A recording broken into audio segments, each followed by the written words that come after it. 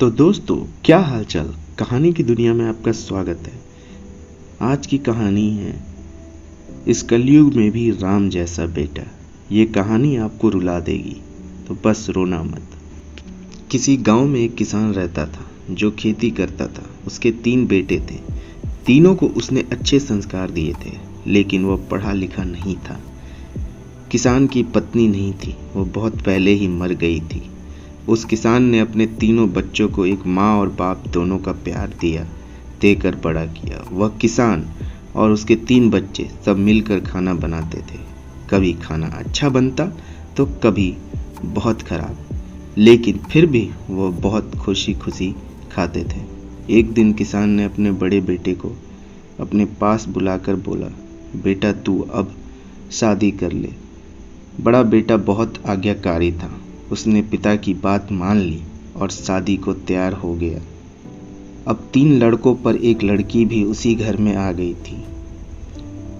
जब बड़े बेटे की शादी हो गई, अब बारी थी उससे छोटे बेटे की, लेकिन उसे भी शादी करने का मन नहीं था।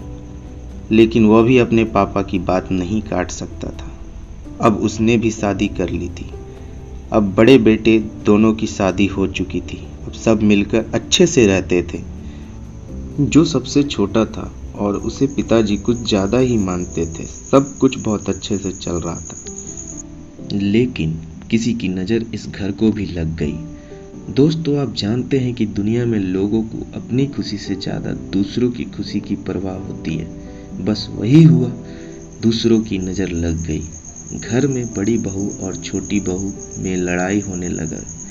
एक दिन दोनों बहुओं की लड़ाई के बीच में ससुर और छोटे भाई ने बोलने के कारण उन दोनों ने मिलकर ससुर और छोटे भाई को घर से निकाल दिया। जब यह बात उसके बड़े बेटे को पता चली तो उसने भी कुछ नहीं किया। अब सब छोटे बेटा और उसके पापा अकेले रास्ते पे आ गए थे। सबसे छोटा बेटा बहुत समझदार था। वो बोला, पापा रोना मत, सब ठीक कर दूंगा। कुछ दिन वह लोग रास्ते पर भीख मांग कर खाते थे। उसके बाद एक दिन अचानक उससे सबसे छोटे बेटे की 1 करोड़ की लॉटरी लग गई। उन्होंने एक घर ले लिया।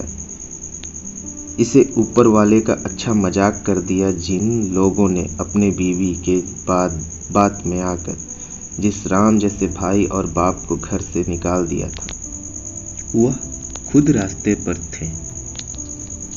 तो एक दिन जब छोटे भाई ने अपने भैया और भाभी को रास्ते पर देखा तो उसने अच्छा नहीं लगा।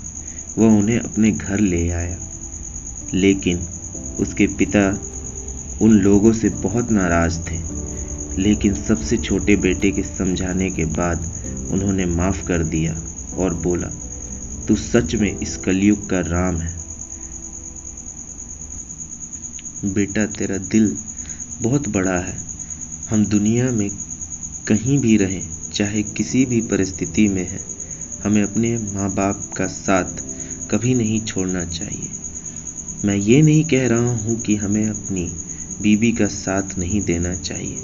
हमें दोनों को एक समान रूप से ध्यान देना चाहिए, और किसी को ज़्यादा नहीं और किसी को कम भी नहीं। अगर ये कहानी आपको थोड़ी भी अच्छी लगी हो तो वीडियो को लाइक करके चैनल को सब्सक्राइब कर देना यार। तो मिलते हैं अगले वीडियो में एक नई कहानी के साथ।